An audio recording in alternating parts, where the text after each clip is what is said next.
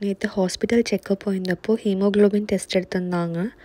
இதுக்கு முன்னாடி எடுத்திருந்த செப்டம்பர் டெஸ்ட்லேயும் 10.8 தான் இருந்துச்சு. இப்போயும் அதே தான் இருக்குது. ஸ்டேபிள் அனீமிக்காக இருக்கீங்க. ஒரு நாள் விட்டு ஒரு நாள் எடுத்த அந்த அயன் டேப்லெட்டை நீங்கள் இனிமேல் டெய்லியும் கண்டினியூ பண்ணுங்கன்னு சொல்லிட்டாங்க. வீட்டுக்கு வந்தோன்னே கூகுள் யூடியூப்னு கடன்னு என்னென்னலாம் சாப்பிட்டா ப்ளட் இன்க்ரீஸ் ஆகும் தேடி கண்டுபிடிச்சி ஒரு டிஷ்ஷை ஆரம்பிச்சிட்டேன்.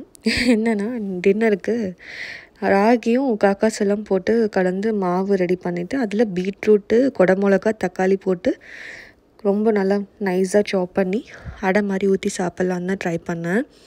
இது கூட உப்பு மிளகு மஞ்சத்தூள் ஜீரகத்தூள்லாம் போட்டிருந்தேன். நல்லா தான் இருந்துச்சு. எனக்கு ப்ளட் லெவல் இன்க்ரீஸ் ஆனால் போதும்னு இருந்துச்சு.